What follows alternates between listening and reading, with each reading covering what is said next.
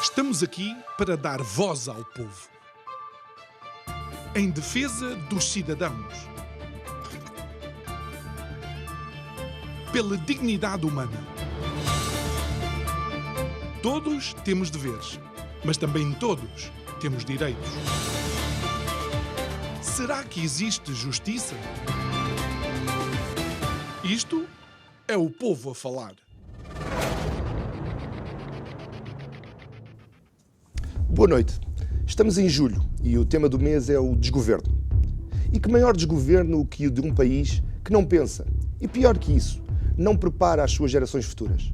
Gerações futuras essas que, entre fortes incentivos a penhorar o futuro por um novo telemóvel ou por bilhetes para qualquer festival de verão, pensam mais em ganhar capas numa rede social do que nas inteligências artificiais, nas pandemias e nas mudanças de paradigma que continuam a crescer e a fazê-los enfrentar novos desafios para um futuro que pode não ser o que eles imaginam. Eu sou João Carlos Dias e isto é o Povo a Falar.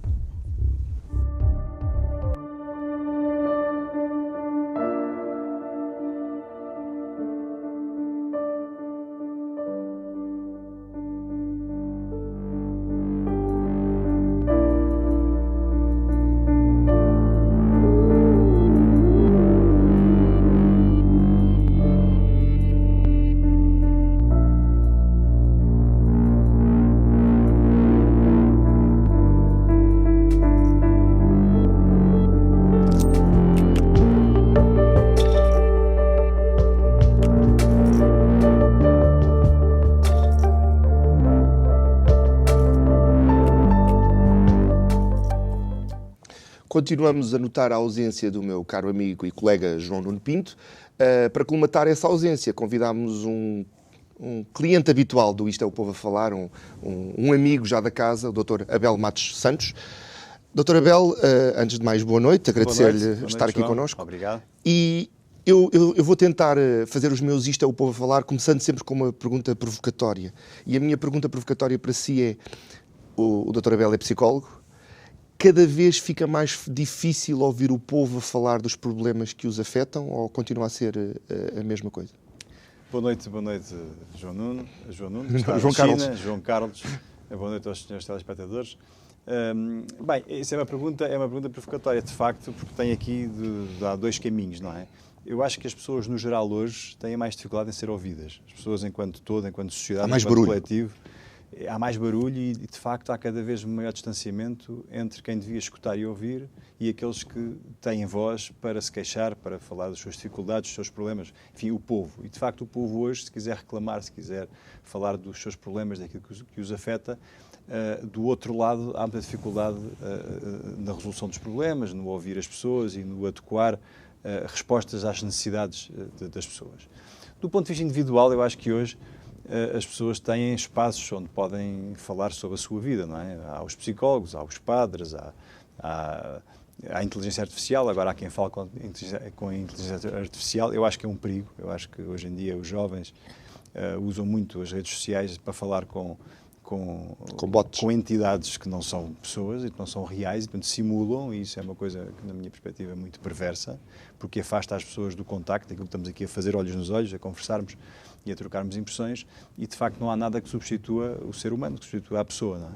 Portanto, é preciso que possamos regressar às praças, regressar aos sítios onde as pessoas se juntam, aos convívios, às relações interpessoais, ao brincar na rua. Eu sei que é muito difícil hoje, não é? Porque a sociedade está muito... Há um grande avanço tecnológico e, no meio deste avanço tecnológico todo e desta forma fácil de comunicar, as pessoas, a verdade é que estão cada vez mais sozinhas, não é? E essa solidão pode ser causada também pelos mídia, a maneira como os mídia enfatizam certos acontecimentos, porque eu sou de uma geração em que ainda se brincava na rua, mas a criminalidade se calhar era maior do que é hoje. O aumentar dos canais 24 horas de notícias, falar tudo o que acontece, exacerbar todos os acontecimentos, perturba a percepção. A percepção das coisas. E depois há uma coisa, é que hoje não se desliga, não é? Hoje está-se sempre ligado, não é? Antes quando éramos pequeninos, tínhamos a mira e aquilo à meia-noite, Ouvia-se o hino? ouvia-se o hino e aquilo desligava. Portanto, havia um tempo. Quer dizer, os tempos são diferentes, não? As pessoas adaptam-se, as crianças adaptam-se e nós adaptamos-nos, mas a verdade é que há coisas boas hoje que são importantes, mas também há coisas que pioraram, e o que nós temos que fazer é ajustar e perceber onde é que está o erro e onde é que é prejudicial. E, de facto, o João falou de uma coisa que tem a ver com essa questão das pessoas serem ouvidas, e, de facto, hoje as pessoas, no meio deste barulho, não são ouvidas, não é? Como nunca se desliga e toda a gente fala, a gente diz, há barulho, há soundbites, há ruído, mas hoje é um, amanhã é outro, daqui a bocado é outro, e, portanto, nada fica, tudo se esquece, portanto, há uma voragem. O que é que está a acontecer? Há muita gente que está a virar as costas à tecnologia, que sai das redes sociais, desliga o Facebook, desliga os Instagrams, que não está e que passa a ter uma vida diferente. No meio deste bruá, vive desligado, não é? E eu acho que isso é um bom mecanismo de defesa, eu acho que cada vez mais pessoas vão fazer isso. Portanto, vamos viver aqui polarizados entre pessoas que hiper informatizadas e pessoas, analógicas. Exatamente. Esse lado do analógico e do digital, e por acaso era um tema que iríamos, mas que vamos falar já.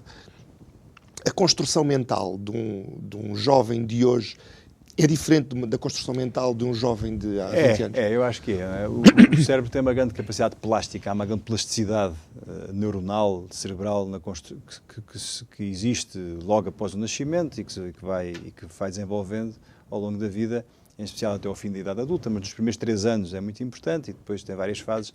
Mas esta plasticidade mental é muito influenciada pelos estímulos, não é? Pelas vivências que temos. E hoje, de facto, nós temos os miúdos muito expostos a estímulos que, na minha opinião, são muito precoces.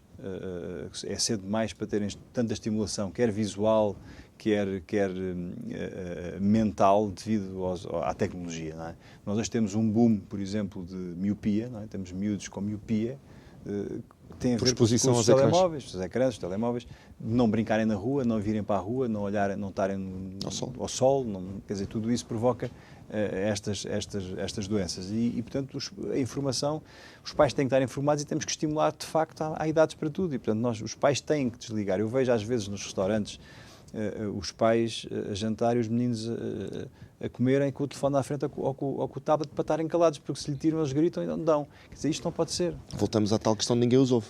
Ninguém os ouve, não é? E portanto, é importante, isto é mau para as crianças e, portanto, é muito importante que os pais saibam que os ecrãs é o mínimo possível. Quer dizer, é importante, vivemos num meio tecnológico, a informação está lá, já não vamos à enciclopédia consultar as coisas, portanto, temos o Google e temos a internet, mas as coisas têm que ser doseadas e as crianças, por natureza, não têm essa capacidade de dosear as coisas e, portanto, cabe aos adultos fazer essa gestão, não é? E esse lado falou há pouco de hoje não precisamos de ir à enciclopédia, vamos ao Google. A geração dos meus pais sabia os rios, as linhas de caminho de ferro e os reis todos e os seus respectivos filhos, mulheres e afins. A minha geração era obrigada a saber a tabuada. Hoje a nova geração tem tudo num objeto que tem no bolso.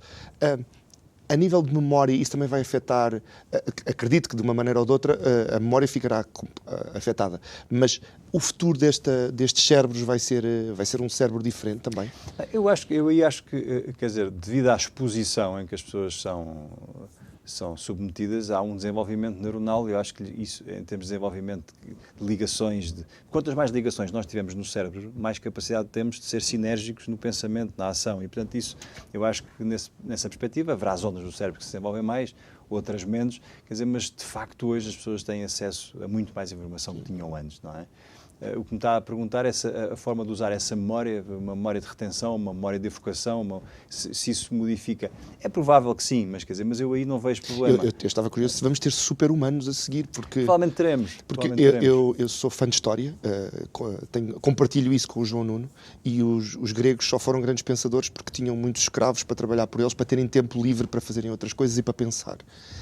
Será que ter mais tempo livre para pensar vai nos levar para um próximo estágio? Até porque vamos ter uma integração entre o chip, entre o que é digital, não é? E o nosso próprio cérebro já existe, já há implantes que funcionam em conjunto com com a nossa rede neuronal, e eu acho que vamos ter super-humanos muito apoiados pela tecnologia. Eu acho que isso vai acontecer ao nível cerebral, neuronal, e vai acontecer ao nível motor, não é? Com os exoesqueletos e com outras estruturas que estão a ser integradas no funcionamento humano.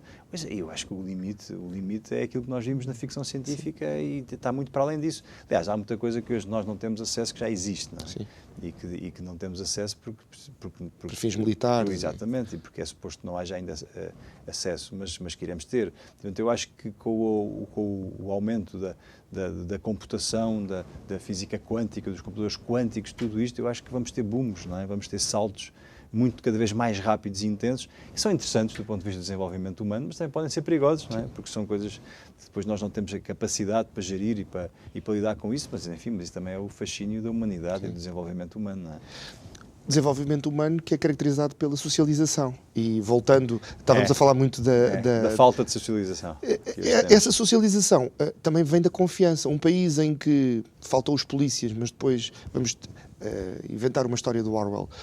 Faltam os polícias, mas 100 polícias vão investigar partidos políticos. Sim, um sim. país que é defensor da liberdade, mas que manda agentes dos serviços secretos buscar computadores. Sim. País que controla tudo, mas não controla nada. É um grande desgoverno, de facto. Eu acho que isso mostra bem o Estado. Esses exemplos que enumerou revelam Isto são tudo ficcionais, isto é tudo Orwell. Infelizmente é tudo real. Não é? É o que acontece no governo socialista do Portugal de hoje. Isso de facto é uma tristeza, porque mostra bem o ponto a que chegamos. Quer dizer, tudo isto é uma coisa... é quase esdrúxula, não é? Não é quase, é esdrúxula, porque é uma coisa sem sentido. Então vamos pôr 100 operacionais para investigar uma coisa que toda a gente faz, que não é um crime, que não se pode tipificar como crime, qual é o intuito, percebe? Vamos pôr o SIS por causa de um computador de um ministro que ficou zangado e chateado com o seu assessor para ir buscar Quer dizer, tudo isto que nem se acredita, e portanto eu acho que de facto nós hoje não temos um país a sério, não temos um país a sério, e temos um país que é mal governado e que está na mão de medíocres, que são pessoas que se aproveitam dos partidos e do sistema para benefício próprio, benefício pessoal, sem nenhum interesse pelo bem comum. E porque nós, até há uns tempos atrás, tínhamos pessoas que, pelas suas características pessoais, de vida, de sucesso profissional, etc., de capacidade intelectual, profissional, a determinada altura da sua vida, davam de si ao país. Não é? E as pessoas não estavam lá pelo dinheiro, nem pelo estatuto, nem pela... E hoje não. Hoje essas pessoas afastaram-se da política e estão lá, o espaço ficou aberto para os medíocres que vivem daquilo. São profissionais. Que são profissionais da política, que se aproveitam da política para bem próprio, não é? Para benefício pessoal, e para uma campanha de ideologização, não é? De doutrinação política, que está muito associada ao progressismo e à esquerda, e é isso que nós estamos a ver instalado no aparelho de Estado e na vida política nacional. Um bocadinho também por toda a Europa. E depois há fenómenos, como em Espanha agora, vamos ver o que é que acontece com as eleições, onde as pessoas depois vão reagindo a isso, não é? Porque veem que isso não lhes é benéfico. Mas vivemos uma crise, eu acho que ainda vamos viver no futuro uma crise ainda maior, em termos até democráticos. Eu acho que a democracia está em risco. Vai começar a não dar resposta aos problemas das pessoas e, portanto, isto vai ser um tempo novo. Ontem estava sentada nessa cadeira Laurinda Alves, professora universitária, e uma otimista. Ela falava sobre um prémio anticorrupção e, a dada altura, ela dizia que os jovens são mais éticos do que a geração que os antecedeu. Não acreditam no governo e estão à procura de novas soluções. É também um otimista de que os jovens vão encontrar, ou pelo menos vão tentar encontrar uma solução. Eu aí tenho dúvidas, não é? Porque os jovens têm, por definição, mais energia, mais vontade, são mais sonhadores, têm uma visão diferente do mundo e atiram-se para as coisas à partida de uma forma diferente. Agora, os jovens são reflexo da nossa sociedade. E se a educação que nós incutimos nos jovens é num determinado sentido, eu duvido que eles vão noutro. E, portanto, os nossos jovens de hoje são educados de uma maneira que não incentiva nem aos valores, nem à responsabilização, nem à competência. Quer dizer, é tudo no facilitismo. Portanto, os jovens hoje podem tudo, fazem tudo, têm todos os direitos, é tudo fácil, não têm que trabalhar, há o subsídio de reintegração, há o subsídio universal, se não quiser trabalhar não trabalha, não se chumba na escola, não há retenção. Portanto, as pessoas passam todas... Não há um estímulo à excelência. Não há um estímulo à excelência nem à responsabilidade. Os jovens têm que ser educados para a responsabilidade, para a competência, para a excelência, para o mérito e para o trabalho. E isso faz-se diferenciando, porque nem todos são iguais e, portanto, nós não podemos falar em igualdade. Eu acho que o conceito de igualdade é absolutamente perverso. Nós temos que apostar na equidade. Não é? A equidade é que é, de facto, o conceito que permite dar às pessoas o que elas necessitam para se realizarem da forma que entendem. Portanto, a igualdade é um defeito da esquerda e um defeito do socialismo que mata a sociedade e que destrói recursos e que não traz benefício nenhum às pessoas. A equidade, sim, essa é que é importante. E, portanto, só para terminar esta questão dos jovens, eu acho que temos jovens muito bem preparados para a tecnologia, para o conhecimento, mas eu acho que temos jovens que estão muito mal preparados para as relações sociais, para a relação com o outro, para viver em sociedade, para serem solidários. Acho que os jovens hoje são muito menos solidários e onde as pessoas depois não têm uma visão, têm uma visão mais materialista, individualista da vida e das coisas do que gregária, do que coletiva, do que societal. E isso é que é mau, não é? Portanto, eu acho que os jovens são sempre o reflexo da educação que os pais lhe dão e que a sociedade integra. É claro que teremos sempre jovens num registro e outros de outros. Agora, no global, infelizmente, eu acho que em termos de valores, de princípios, de solidariedade, de responsabilidade e de competência, eu acho que vamos ter jovens e estamos a ter jovens mais mal preparados. Agora, são no melhor em termos técnicos desse conhecimento, mas mais individualistas, menos solidários. E eu acho que isso é uma pena. Eu vou parafrasear Jurassic Park e vou dizer: a natureza encontra sempre uma forma. Sim. Então eu vou ser otimista e acreditar que a natureza encontrará uma forma. Mantendo-nos no tema da tecnologia, e foi uma coisa que o Abel esmiuçou numa das respostas há pouco, a inteligência artificial. A confiança que esta nova geração coloca na tecnologia. Sim. E que encontra na inteligência artificial quase uma entidade metafísica que responde a todas as questões. Responde a todas as questões, muitas vezes com erros, e o excesso de confiança numa inteligência artificial pode nos levar a caminhos muito negativos. Lá está, é um admirável mundo novo, nós não sabemos o que é que vai sair daí. Acho que desligar a máquina não é a solução. Claro. Acho que virar as costas e dizer não vamos por aí, é impossível não ir por aí. Acho que o caminho é esse, mas temos que estar atentos, temos que ver e temos que perceber os perigos que daí advêm. Não é? Neste momento, um dos maiores perigos que existe, de facto, é as pessoas substituírem o contacto humano com a máquina. Eu acho que isso é altamente perverso para o ser humano, pode trazer perigos muito... Até porque se a única entidade em que a pessoa confia é uma máquina, por detrás daquela máquina está um programador que pode levá-la para onde ele quiser. Para onde ele quiser, exatamente. Agora, a inteligência artificial pode ter aplicações práticas muito interessantes e muito importantes, no desenvolvimento de medicamentos, de apoio à saúde, na tecnologia... Já usa? Não. Na engenharia, etc. Quer dizer, eu acho que é muito importante, é um grande desenvolvimento. Agora, tem o reverso da medalha e nós temos de estar atentos a isso, mas sempre foi assim, não é? Sempre que há grandes desenvolvimentos tecnológicos, há sempre questões negativas. Mas décadas o problema era a televisão, não é? E antes disso era a rádio. Portanto, é o normal. Agora, o que vamos ter é, na nossa geração, na nossa esperança de vida, essas revoluções que nós assistíamos, se calhar, uma vez na nossa existência, agora vamos ter 4, 5, 6, 7, 10, quer dizer, porque é tudo muito mais rápido, não é? É muito mais intenso, mais rápido, num menor curto espaço de tempo, e, portanto, isso tem a ver com a evolução, de facto. Eu acho que tem a ver com a computação, o avanço computacional e o cálculo, não é? de dados que hoje se faz, que são coisas que demoravam anos, que se fazem em milissegundos, dá um avanço brutal e dá uma ideia. Eu acho que nós não temos capacidade para acompanhar o desenvolvimento tecnológico. Não é? Esse vai ser também um dos grandes problemas que vamos ter. E a certo ponto hipoteca o futuro destes próprios jovens, porque se aquela inteligência artificial ocupar aquele espaço, o que é que eles vão fazer? Exatamente. Vão ser subsídio-dependentes, como falava há pouco? Até sabe, mas eu acho que, pegando as suas palavras, a natureza acaba por resolver. Os jovens, por natureza, são insatisfeitos, não é? E, portanto, não se acomodam e andam sempre à procura de qualquer coisa. Eu acho que a juventude... Eu tenho muita confiança na juventude. Para mim, o problema da juventude atual são os mais velhos, os pais, os avós e a educação. Não desceram do degrau, não é? Porque é preciso, quer dizer, há uma dimensão que é espiritual, não é? Que está a ser afastada da sociedade. E o ser humano sem espiritualidade não existe, não é? nós não nos podemos reduzir ao nível da máquina. Não é? A máquina é que não tem espiritualidade. O ser humano tem que viver com uma certa com espiritualidade. Isso é muito importante na dimensão da vida das pessoas. E isso está a ser, e é essa clivagem que é cada vez maior, esse afastamento que é cada vez maior entre aquilo que é tecnológico, que é executável, que são tarefas, e a dimensão espiritual da vida das pessoas. E isso afasta as pessoas delas próprias, dos outros e delas próprias, não é? E o ser humano que fica sozinho com ele próprio, sem espiritualidade, é um ser condenado. Não é? Vou agarrar esse tema e vamos entrar por aí. E porquê é que as pessoas estão afastadas da espiritualidade? Tem a ver com uma vez mais, com os mídia e com o sujar tem muito a ver com o tipo de sociedade que hoje vivemos, tem a ver com os mídia, tem a ver com a sociedade que nós hoje temos, não é? Com as dificuldades da vida das pessoas.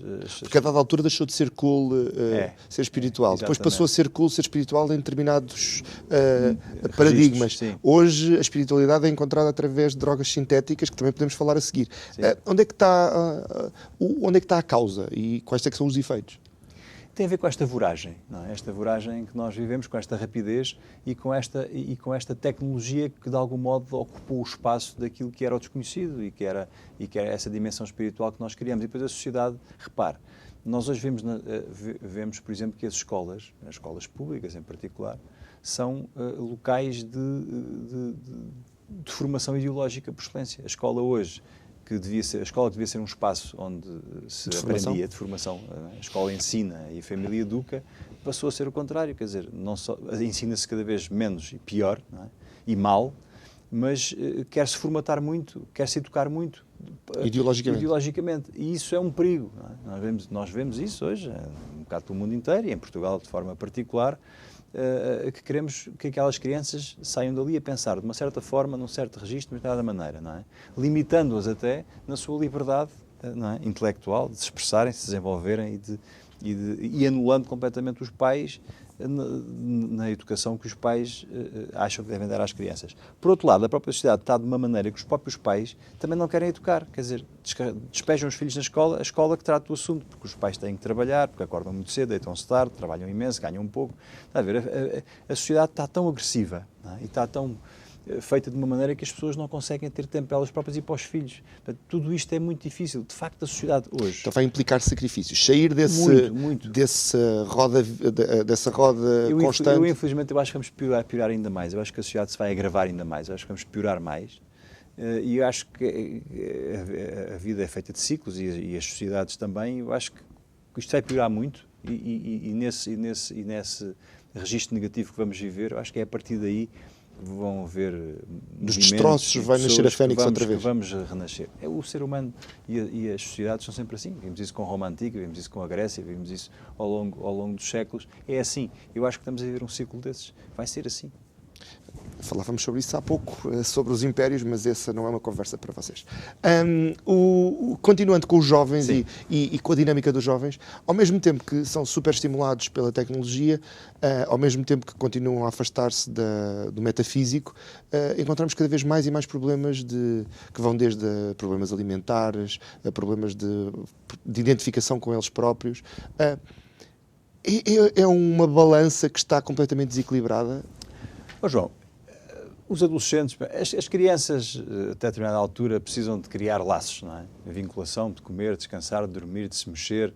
Depois, ali para a altura da adolescência, começam a pensar um bocadinho como os adultos, a cabeça começa a florescer, há ali uma imersão hormonal que modifica o corpo, a maneira de pensar, de sentir as coisas.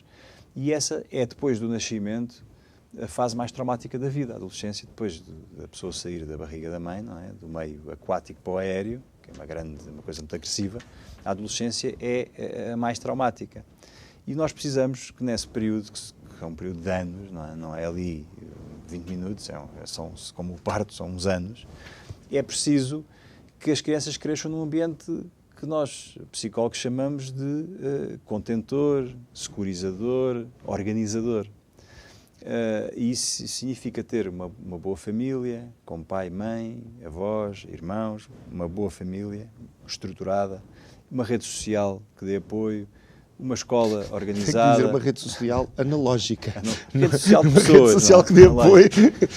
E que a pessoa vá gerindo as dúvidas que tem, as angústias que tem, as dúvidas, as dificuldades, as ansiedades, e que se vá organizando até chegar à idade adulta e seguir o seu caminho. O que nós hoje temos é tudo ao contrário, é uma destruturação da família e, portanto, destrói-se a família dita tradicional ou natural, que é o que ela é, e diz-se que é tudo igual quando não é. A escola passa a ser um sítio de doutrinação, as redes sociais desapareceram, passaram para ser digitais, não são reais, analógicas, e está-se a instilar dúvida nas crianças, nos adolescentes. Dúvidas. Se brincas com carrinhos, calhar és um rapaz, se brincas com bonecas, és uma rapariga, tu podes ser o que tu quiseres, agora és rapaz, depois és rapariga, depois és mulher, e andamos nisto. E quando devíamos ter balizas para o jovem ir batendo nas balizas e seguindo o seu caminho, nós tiramos as baias todas. Portanto, a criança pode ser o que quer, lá está um hedonismo, um Deus de si próprio. Eu sou o que quero, faço o que quero, tu podes fazer o que tu quiseres, podes ser pássaro, avião, cão, o que quiseres, não é? Gato. Não é? E temos que aceitar, respeitar tudo, quer dizer, e deixamos de ter limites e a criança anda numa roda viva, amplificando as dúvidas, ficando doente. Não é?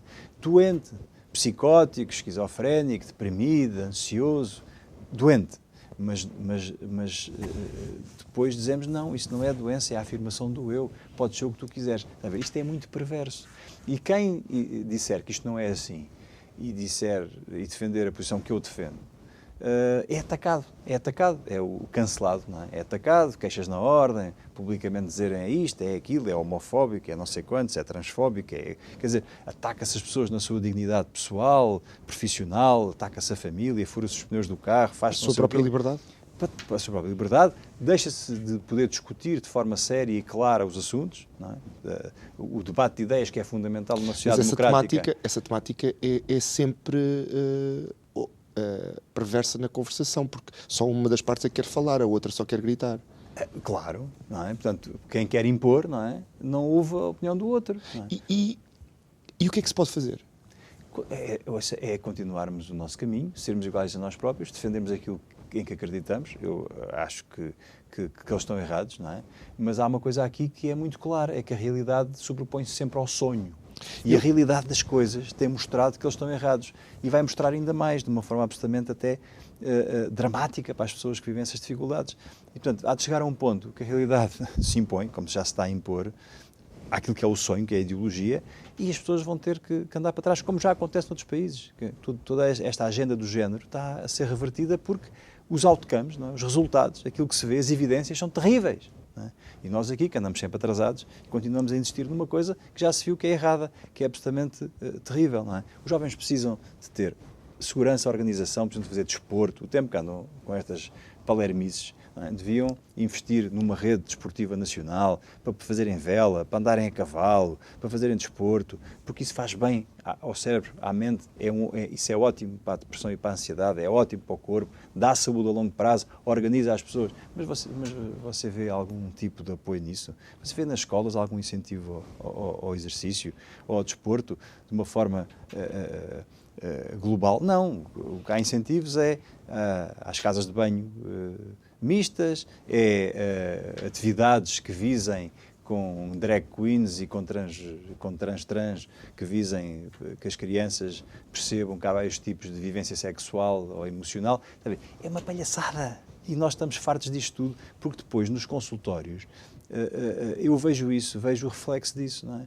Os pais também já perturbadíssimos com isto, as famílias sem se saberem organizar, as crianças doentes e aflitas. Portanto, tudo isto é muito mau. Quem tem dinheiro e tem possibilidade põe os filhos numa escola privada e está mais salvaguardado. Apesar de que o Estado também quer entrar por dentro das escolas privadas. Quem não pode e tem os filhos na escola pública é uma roleta russa. Mas aí o jornalista em mim leva-me a outra pergunta, que é, se o objetivo final do ser humano é ser feliz, significa o que felicidade significa, porque sim, os parâmetros de felicidade é um conceito muito vasto. Este caminho está-nos a levar para jovens mais felizes? Eu entendo que não. Por isso é que temos o maior consumo de antidepressivos, de ansiolíticos, de pessoas doentes. Quer dizer... Então porquê que quem está no poder não entende isso? Se os números estão em cima da mesa... Porque há uma agenda que quem está no poder não tem conhecimento nem capacidade, é medíocre. E, portanto, não se preocupa muito com o seu semelhante, preocupa-se com a agenda que quer impor. E, portanto, as pessoas que estão no poder, infelizmente, há muito tempo, que não estão preocupadas com os seus concidadãos, estão preocupadas com agendas pessoais e políticas que visam um determinado caminho, porque senão não se compreenderia como é que o país é governado desta forma, não é? Como é que nós não alocamos dinheiro onde é necessário, gastamos e esbanjamos milhões e milhões naquilo que é acessório. Portanto, tudo isto é muito difícil de equilibrar, porque de facto está desarticulado, porque não há uma ideia, nós nem sequer temos uma ideia de país. Se perguntar a algum governante qual é a ideia que tem de país, o que é que pensa de Portugal daqui a 10, 15, 20 anos, como é que posiciona Portugal no mundo?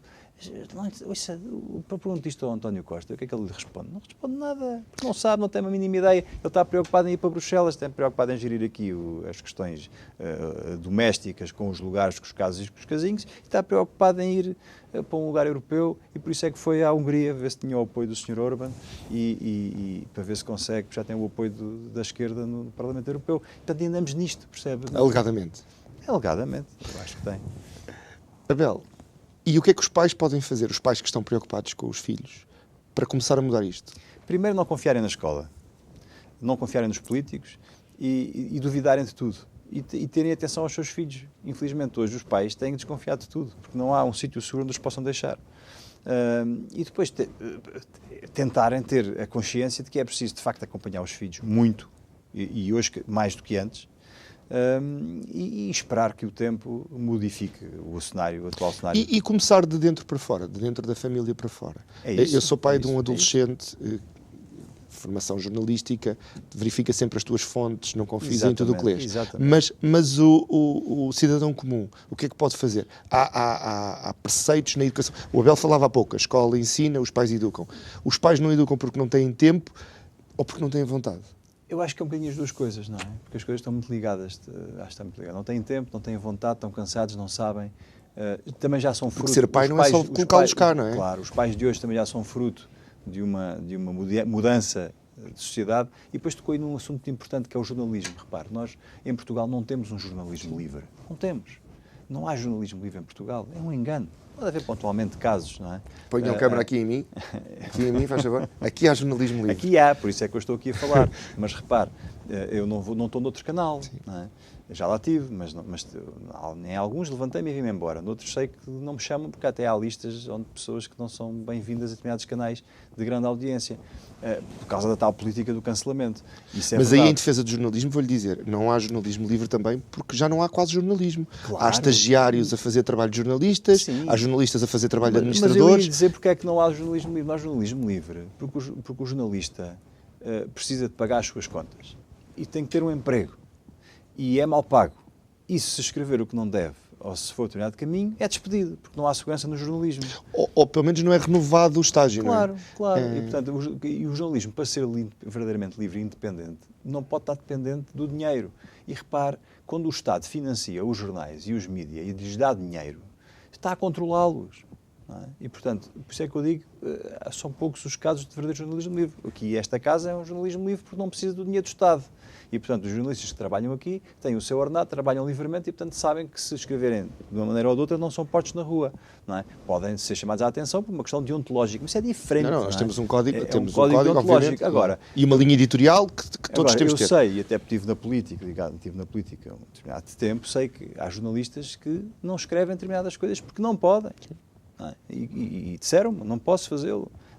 E, portanto, até tive jornalistas que me disseram não vá aqui ou não vá ali porque isso é para enganar ou para tramar. Quer dizer, portanto, há pessoas sérias e as pessoas mesmo que estão nesses jornais e nessas televisões e que têm que, para viver, se calhar fechar os olhos a certas coisas, têm consciência e sabem o que é o certo e o errado. Infelizmente, a forma como isso está montado leva a que as pessoas não possam ser verdadeiramente livres. Também é um conceito interessante, o que é ser verdadeiramente livre. Não é? Pois, voltamos à tal questão metafísica, quase. Exatamente, que é isso que faz falta na discussão pública e também nos jovens. Porque os jovens eu ontem falava com... E falava sobre os finlandeses ganharem sempre o prémio do país mais feliz. Sim. Mas, no entanto, eles querem vir para Portugal porque aqui são muito mais felizes. Então não faz muito sentido. Os portugueses não têm noção da felicidade que têm. Nós temos o sol, Nós temos o comida, fado, não é? Porque se perguntar ao condutor que o trouxe até aqui, o dia hoje está a correr melhor que o de ontem? Não, está sempre a correr pior. Apesar de poder estar a correr melhor, mas a resposta automática, até porque nós temos aquela teoria das invejas e não sei o quê, a nossa cultura leva-nos a uma infelicidade falsa, porque nós sabemos que somos muito felizes, mas... Ou não? Eu acho que a felicidade tem dias e tem alturas, não é? Eu acho que não há ninguém na vida que seja verdadeiramente feliz. Temos momentos de felicidade, não é? Pode ser o casamento, pode ser o nascimento dos filhos, pode ser uma conquista profissional, etc. A vida é feita de dificuldades e esta ideia superações de que a vida é uma coisa fácil e que as pessoas vão viver todas muito felizes, eu acho que é um conceito errado. Não é? E nós não podemos alinhar nisso. A vida é feita de dificuldades e nós temos que lutar na vida para trabalhar, para ter sucesso, para conseguir viver. A vida é um caminho, é um ciclo que se fecha, é um percurso e não é uma coisa fácil, é difícil. Nós não devemos vender a ideia às pessoas de que a vida é uma coisa fácil. Não é para ninguém, mesmo para quem tem muito dinheiro. Não é? Sim. Claro que o dinheiro ajuda e que as condições da infelicidade são mais agradáveis. Mas as pessoas têm dificuldades. Não é? Então nós temos que perceber é que a dimensão, lá está, espiritual, metafísica da nossa existência é que dá depois consistência a tudo o resto. E é isso que nós, com a tecnologia e com a afirmação de uma sociedade ideológica que afasta a metafísica e o espiritual do eu acho que é isso que estamos a viver e que nos vai desconstruir. A minha frase de exteriores, eu trabalho mais em exteriores do que em estúdio, é preparados para o pior na esperança do melhor. Abel, e o consumo? É uma forma de esconder essa infelicidade? O telemóvel novo, o bilhete para o concerto... o consumo, comprar, não é? Há estudos que mostram que a pessoa, quando compra, há uma série de substâncias que são libertadas no organismo e que dão bem-estar. Portanto, a ideia de o ter coisas novas, é um bocadinho como também as pessoas que comem e que se compensam na comida quando estão tristes ou quando estão aflitas ou ansiosas, não é? Há textura na comida, há sabor, há uma dimensão afetiva na ingestão alimentar que também há nas compras e, portanto, por isso é que há também pessoas que têm adição às compras. Há pessoas que só compram, não é? E que compram não é porque precisem, compram porque aquilo é uma droga que elas próprias produzem que lhes dá uma sensação falsa de bem-estar. Quando naquele momento sentem-se felizes, comprei um pano novo, comprei um computador, um telemóvel, naquele momento eu sinto-me feliz. O problema é que o dinheiro depois não chega para isso, não é? E depois há pessoas que preferem ter um telefone de última geração e depois passar fome em casa ou os filhos não terem acesso à saúde.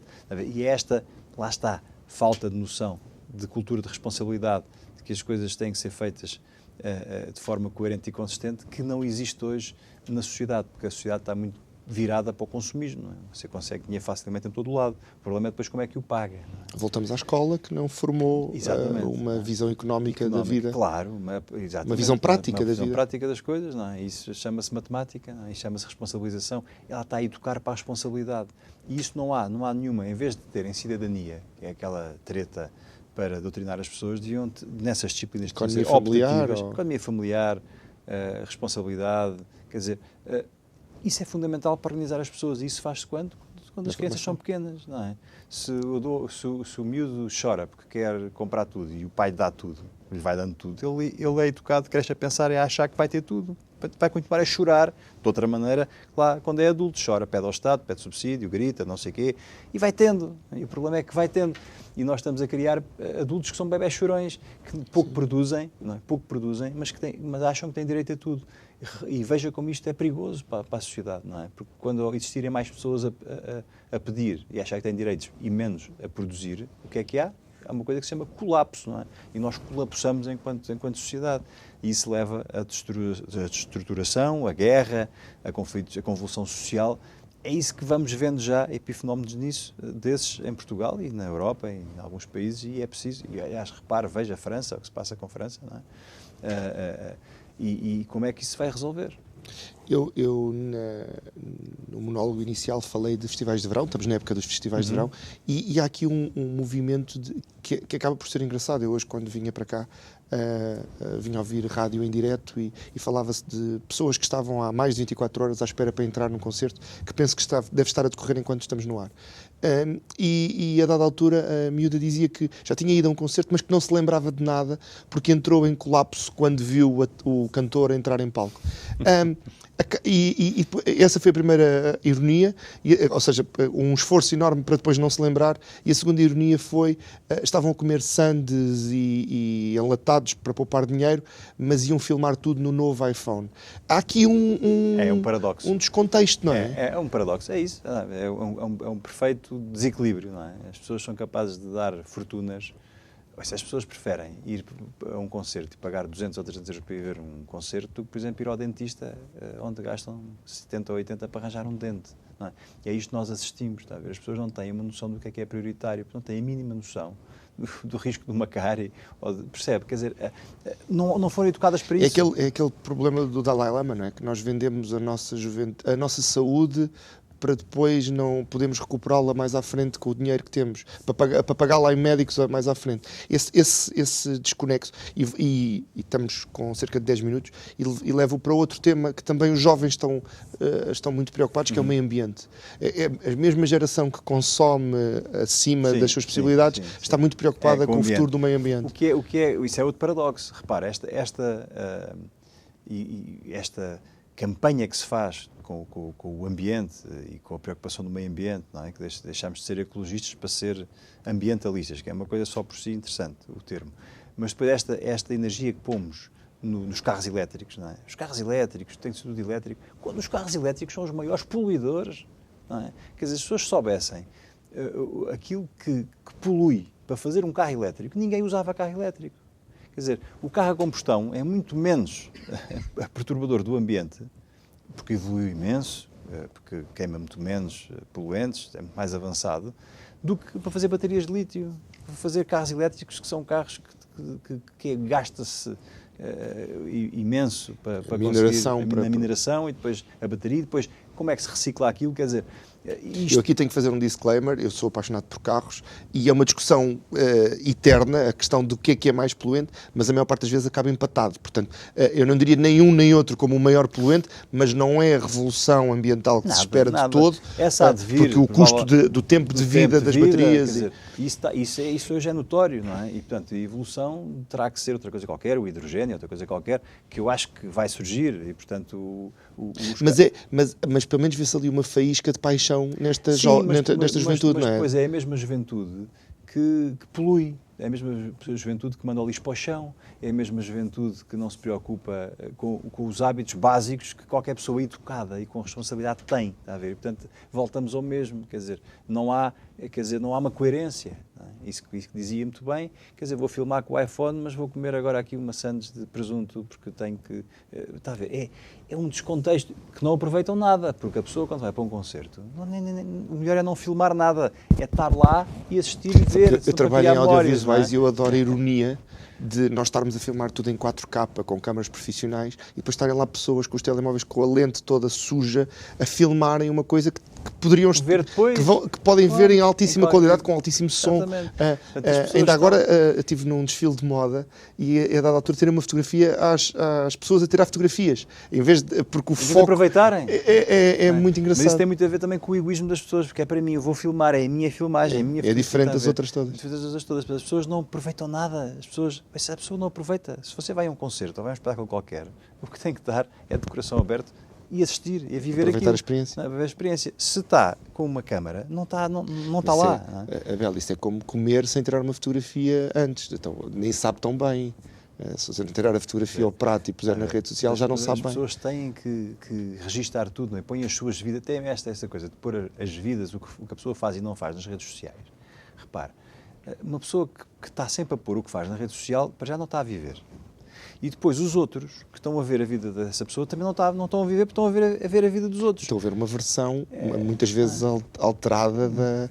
Eu viajo um bocadinho e publico algumas coisas nas redes sociais. Eu não ponho os momentos maus, o quando se perde a bagagem, ou quando anda a correr atrás do transporte, ou quando houve um atraso no evento. Nós publicamos um momento-chave, aquele momento que toda a gente se identifica com e que... Mas cada vez mais as pessoas estão a desligar-se das redes. Eu acho que isso é um fenómeno muito interessante que está a acontecer agora, que é as pessoas estão a desligar-se das redes. Isso é muito interessante porque é uma defesa do ser humano. O ser humano está-se a defender e, portanto, anula aquilo que o agride. E este ataque vem de onde? Porque é o ser humano a fazer mal a si próprio? Acho é só a estupidez de políticos? É tudo. Eu acho que é tudo junto. Repara, os políticos são reflexo da sociedade. Se a sociedade está doente, está podre, está medíocre, os políticos também o são. E, portanto, são um reflexo, não é? Veja onde é que estão os bons profissionais, onde é que estão as pessoas boas, quais são as áreas de excelência da sociedade. E vá à procura e lá estão as melhores pessoas, não é? De facto, os políticos hoje, ou a classe política hoje, de facto não são as pessoas de referência na sociedade. Não são um plano negativo, aliás, como vemos todos os dias nas notícias. E a fuga, os jovens pensarem num mundo espaçoso, em vez de pensarem só neste retângulo à beira-mar plantado, começarem a pensar em sair muitos jovens, é um problema para o futuro do país, obviamente. É porque nós temos formado jovens com qualidade, que não têm condições para viver cá, que não se realizam aqui e que vão à procura de melhores condições lá fora e, portanto, estamos a descapitalizar o país. Não é? E depois o que vem para cá não é bom. Repare, se você fizer um deve e um haver entre o que sai e o que entra, nós estamos a perder. Estamos a perder porque o que entra não traz valor acrescentado. Não é? O que vem, que os motoristas do Uber do Paquistão, que nem sequer carta têm, é isso que nos vai trazer um input fantástico à economia e à ciência, não. E os enfermeiros que vão para fora, e os médicos que vão para fora, e os engenheiros que vão para fora, e os arquitetos que vão para fora, esses que nós formamos aqui e que não têm espaço para trabalhar aqui, sendo que hoje vivendo num mundo globalizado, podiam trabalhar aqui, lá para fora, não é? Mas não há condições para isso, não é? Não é esse o objetivo dos nossos políticos. Isso é pena, porque era aí que nós íamos investir, não é? Mas não investimos. Eu não quero terminar num tom tão triste. Quero tentar, pelo menos, que o Abel nos apresente uma hipótese de solução. Qual seria a solução? Eu não tenho essa solução. Eu acho que a solução passa por uma revolução. Por uma grande reforma. Eu não gosto de usar o termo revolução. Eu acho que é preciso reformar. E é preciso que as coisas mudem de forma Então as pessoas dramática. têm que começar a agir em vez de... Sim, é preciso que o povo se levante, é preciso que as pessoas percebam que isto já não vai lá com padinhos quentes. O problema é que as pessoas estão presas, não é? Estão presas ao subsídio, estão presas ao seu trabalho, estão limitadas, as pessoas não conseguem. As pessoas não conseguem porque as pessoas sabem que se gritarem um bocadinho mais alto são abafadas, porque o sistema não os deixa gritar. Mas isto é uma questão de tempo, eu acho que isto é uma questão de tempo, porque está tão mau, há de chegar a uma altura que de facto tem que haver uma reforma. Nós estamos às portas das Jornadas da Juventude, o Papa Francisco vem visitar Lisboa e há muitas manifestações preparadas para acontecer.